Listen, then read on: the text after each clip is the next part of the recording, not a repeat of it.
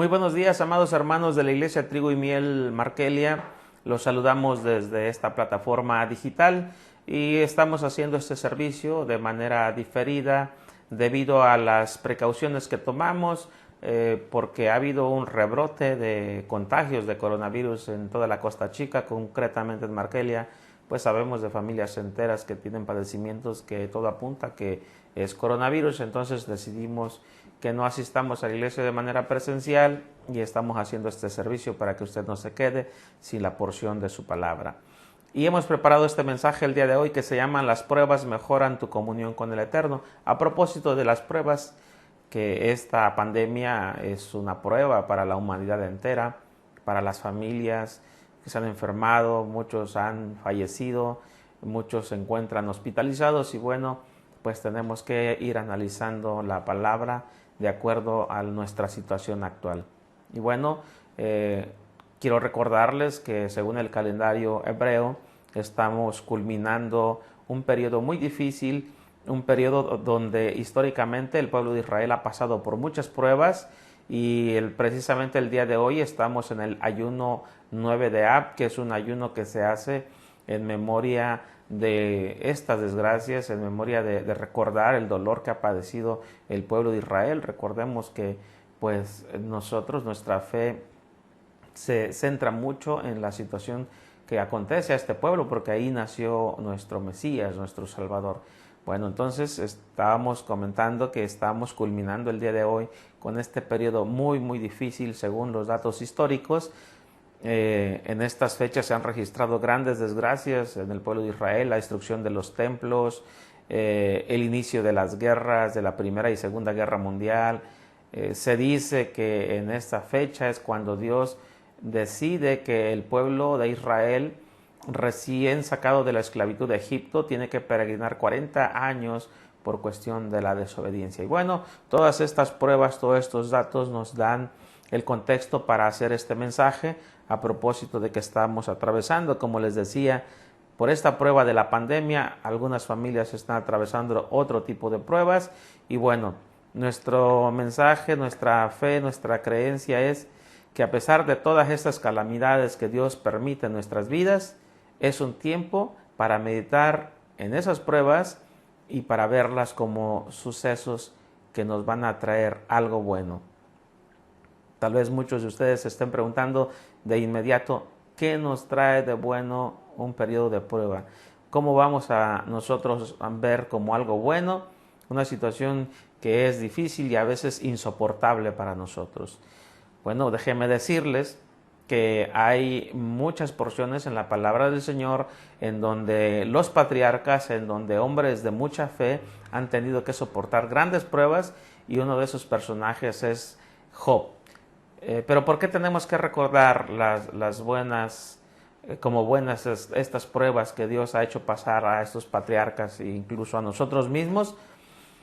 Porque Dios vio que era necesario someter a la humanidad entera a ciertas pruebas. Dios vio que era necesario someterme a mí, a ti, a los que han padecido estas pruebas. Es necesario que pasemos por ellas para que corrijamos el camino, de nuestra gente, de nuestra familia. Es difícil entenderlo, pero créanme que si nosotros lo analizamos a la luz de la palabra, vamos a concluir que efectivamente hay momentos en que es necesario que Dios permita esas pruebas, que nos envíe pruebas, porque cuando nos está yendo bien en la vida, lo que hacemos en primerísimo lugar es olvidarnos de Dios y empezar a dejarnos llevar por los amigos, por las circunstancias, por los momentos y por las fiestas.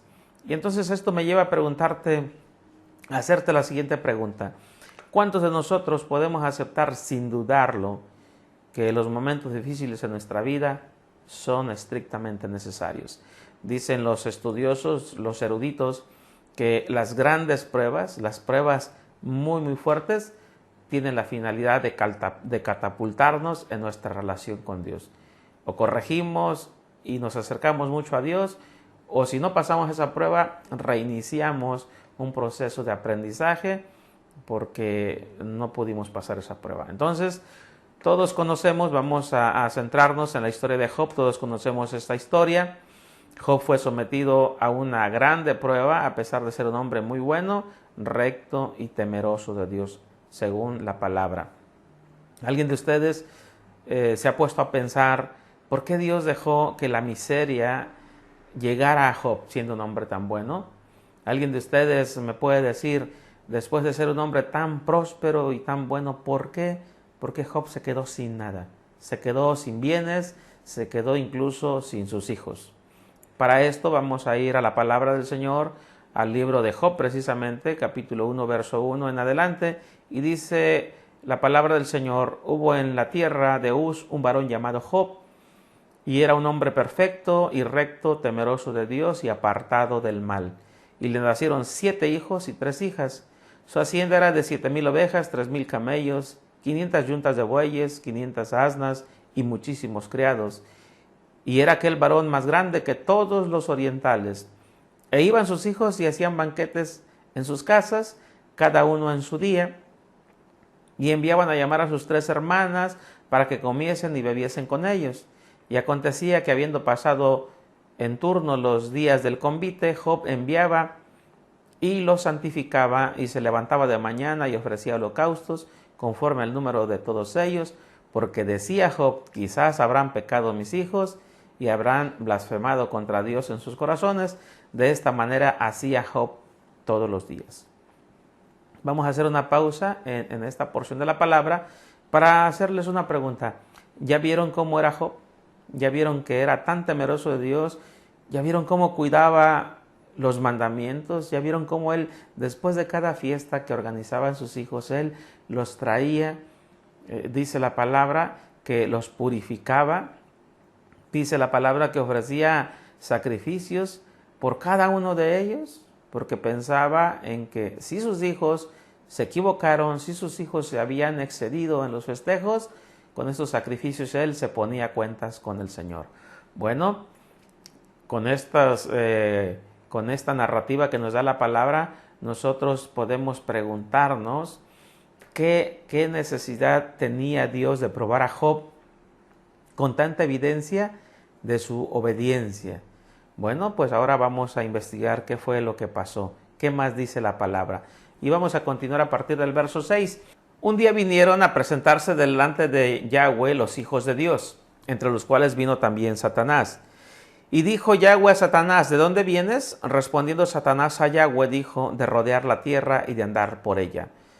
Y Yahweh le dijo a Satanás: ¿no has considerado a mi siervo Job, que no hay otro como él en la tierra, varón perfecto y recto, temeroso de Dios y apartado del mal? Respondiendo Satanás a Yahweh, dijo: ¿acaso teme Job a Dios de balde? ¿No le has cercado alrededor de él y a su casa y a todo lo que tiene?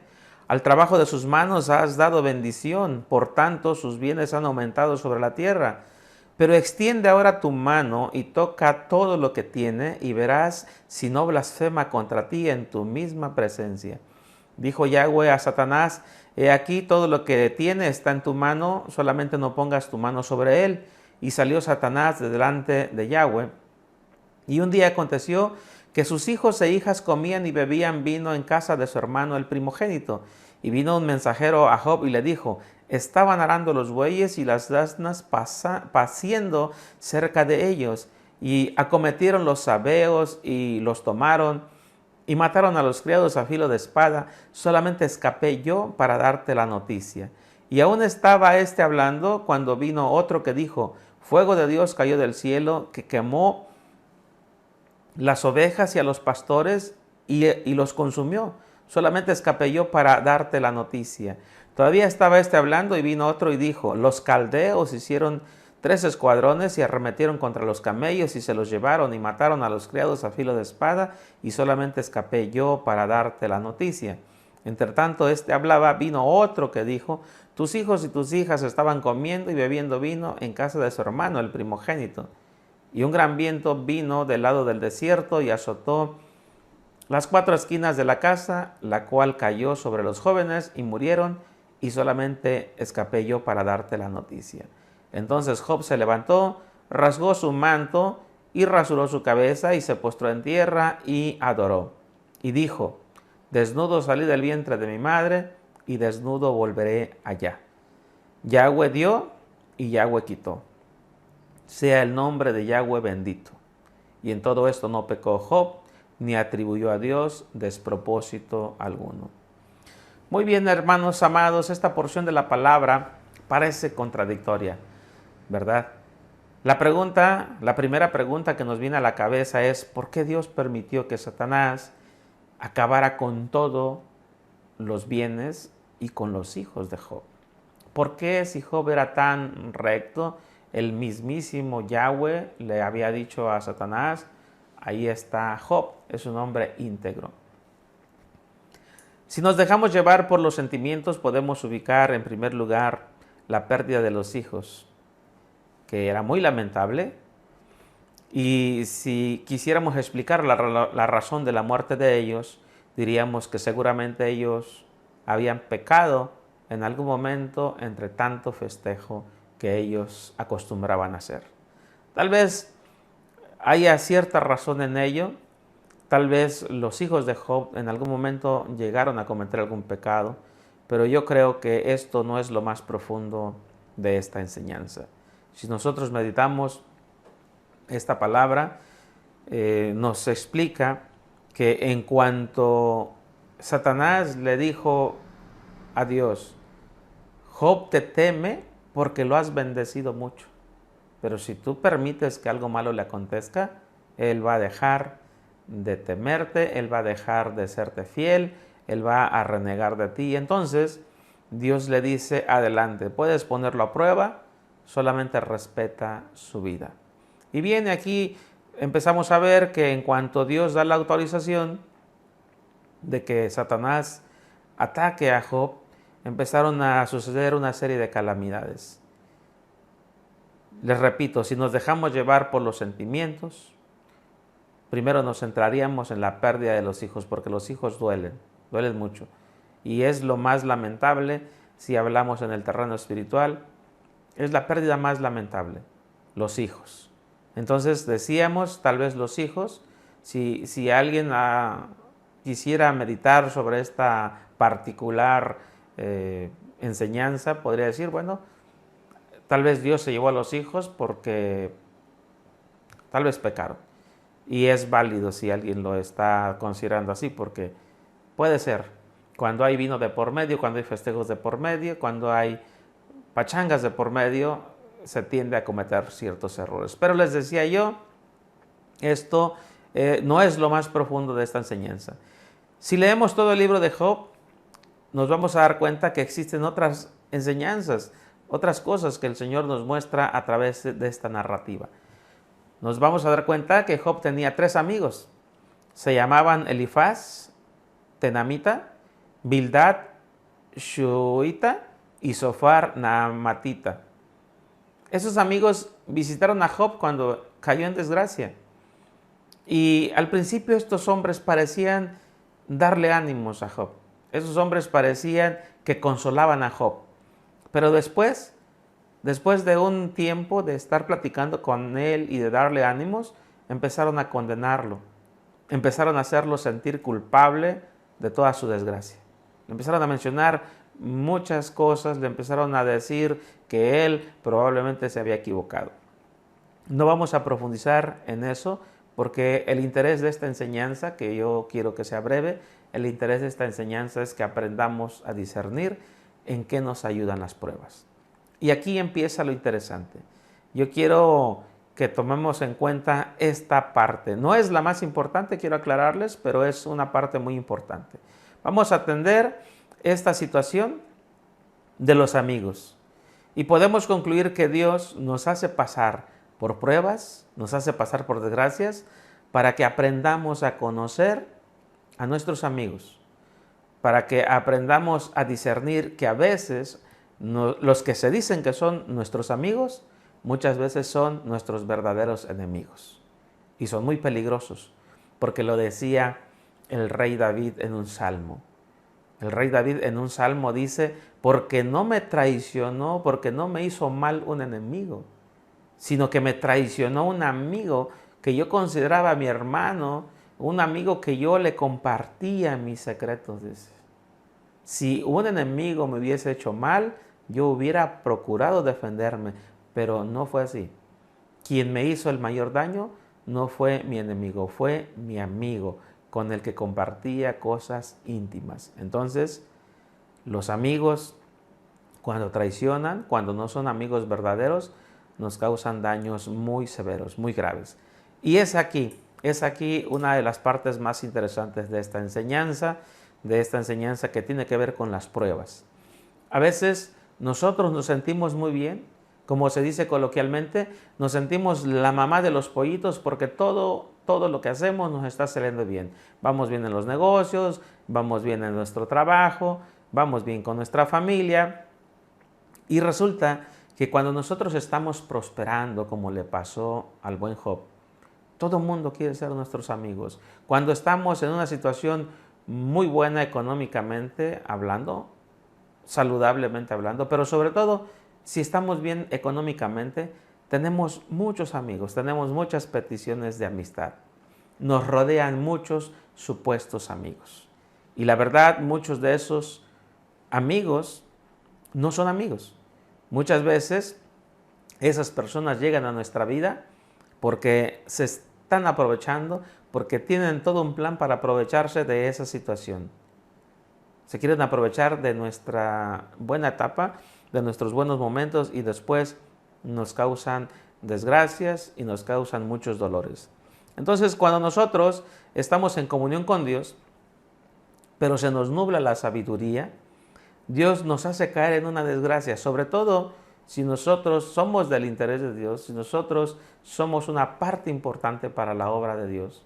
Porque tal vez alguien me diga, hay personas que les va bien y no se portan muy bien. Bueno, quiere decir que esas personas no tienen mucha comunión con Dios, no la buscan y duele decirlo, se escucha muy fuerte decirlo, pero pues Dios no quiere muchas cosas con esa gente. Dios no le interesa la vida de esas personas. Pero si tú eres una persona que le importas a Dios, si tú eres una persona que buscas de Dios, si tú eres una persona que dices creer en Dios, entonces seguramente cuando tú estés desviándote del plan de Dios, cuando tú estés actuando de una manera distinta a la que Dios quiere que tú actúes, Él te va a mandar una prueba.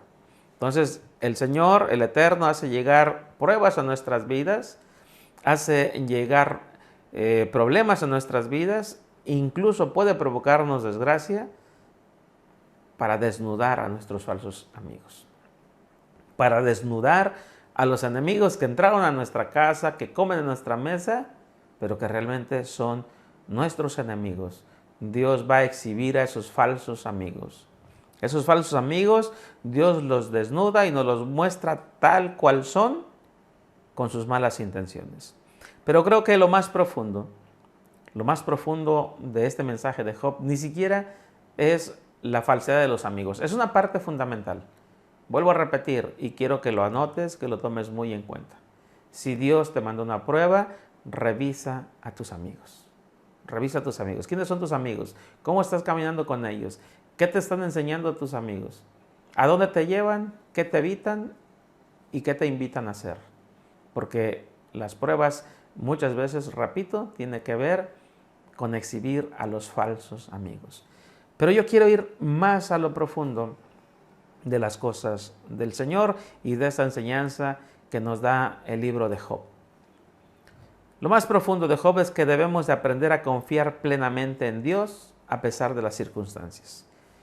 ¿Por qué llegó a esta conclusión? Voy a ser muy breve, voy a ser muy práctico en esta enseñanza para que le vayan encontrando el hilo, como se dice coloquialmente, para que ustedes vayan analizando de una manera muy fácil, muy simple. No vamos a estar usando palabras complicadas, no vamos a estar usando palabras emocionales, vamos a usar palabras simples para que tú puedas entender claramente este mensaje, para que todo el mundo lo pueda entender. Si revisamos la palabra del Señor, ¿cuántos hijos tenía Job? En el capítulo número 1, cuando empieza la narrativa de lo que era la vida de Job. Dice la palabra que Job tenía 7 hijos y 3 hijas, 10 en total. ¿Cuál era el ganado? ¿Qué cantidad de ganado tenía Job? cuando empieza la narración de su vida, dice la palabra del Señor que tenía 7,000 ovejas, 3,000 camellos, tenía 1,000 bueyes. La palabra dice tenía 500 yuntas de bueyes, 500 asnas y muchísimos criados. Muchísimos criados. No te dice qué cantidad de criados, nada más dice muchísimos criados. Vuelvo a repetir. Si tú revisas el capítulo 1, verso 3, te dice que Job tenía 7,000 ovejas, 3,000 camellos, 1,000 bueyes, 500 asnos y muchos criados. Ahora bien, ¿cuántos hijos le regresó Dios a Job? ¿Qué cantidad de bienes le regresó Dios a Job después de que pasó la prueba? Dice la palabra, vamos a revisar primero la cuestión del ganado, la cuestión material. Dice la palabra del Señor que cuando pasó la prueba Job, le fueron regresadas 14,000 ovejas. Él tenía 7,000, el Señor le regresó 14,000. ¿Cuántos camellos le regresa?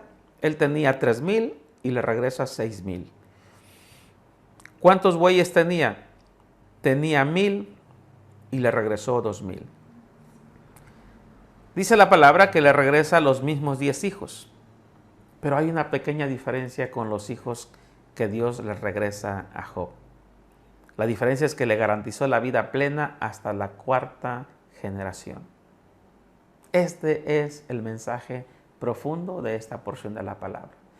Si nosotros confiamos plenamente en Dios, nosotros vamos a ser fieles en medio de las peores pruebas, en medio de las peores circunstancias. Y si nosotros somos fieles, lo material, dice la palabra, que nos los regresará al doble.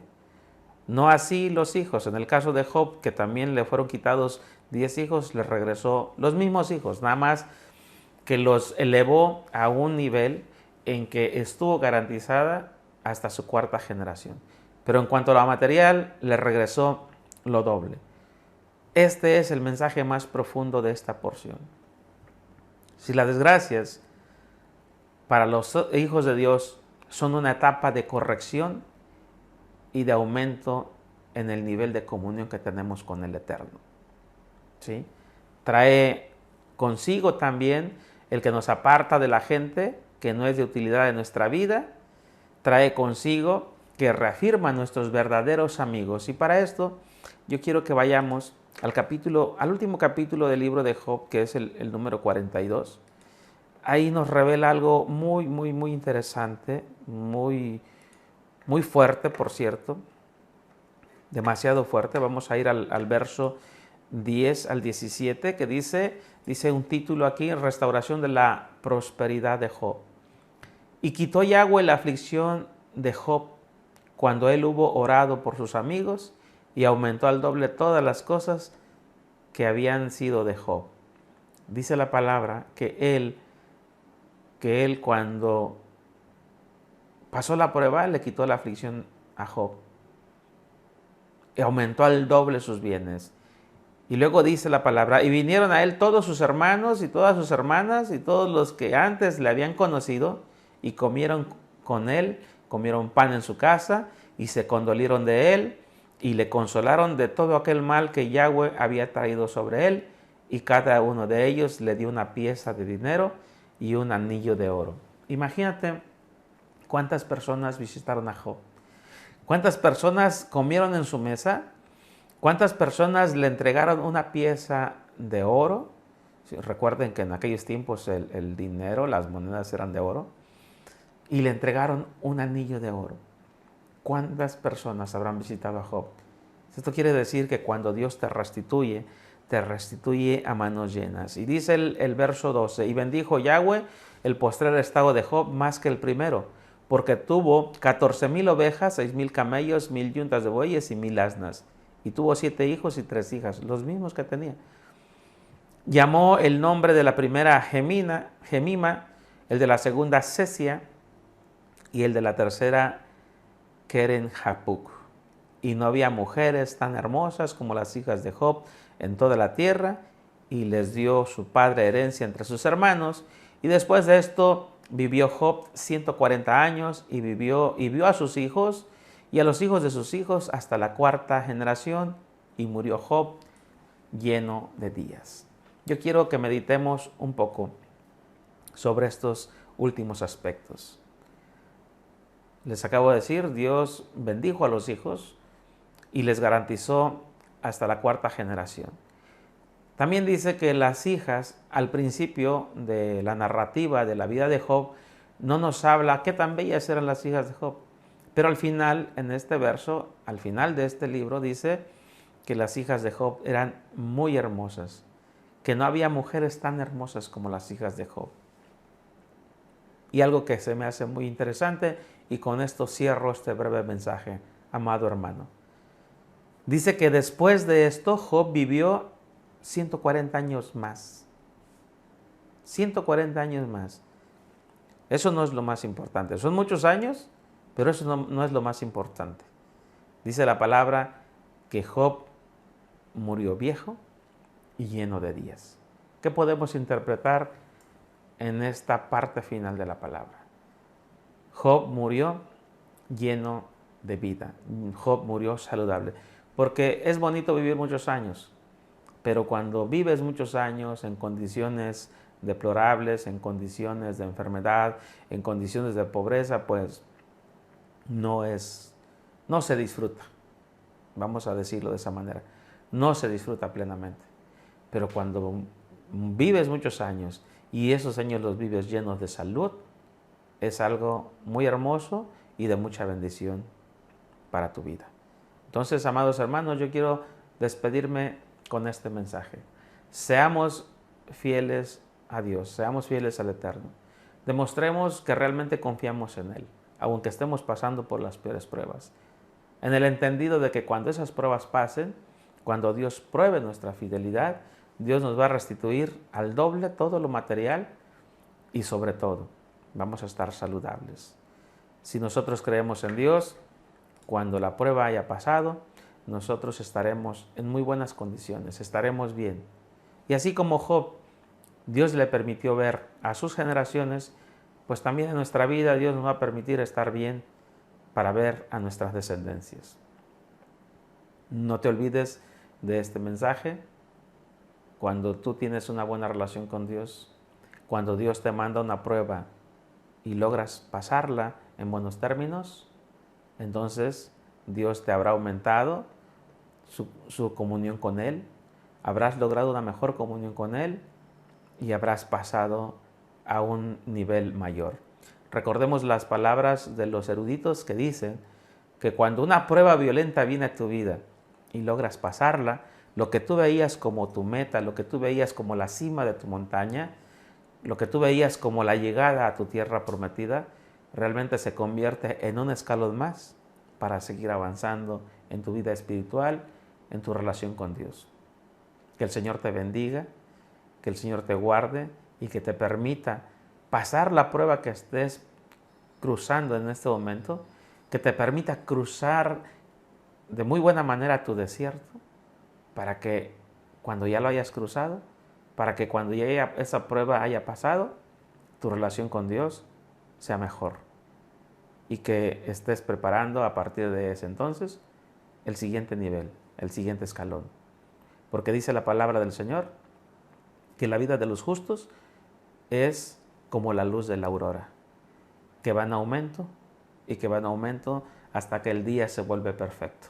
Amado hermano, yo deseo de todo corazón, anhelo de todo corazón, hago votos, le pido al Eterno que te dé todo lo que tú necesites para que tu vida vaya aumentando de una manera que se perfeccione tu relación con el Eterno. Que el Señor les bendiga, muy buenas tardes, nos vemos en la próxima.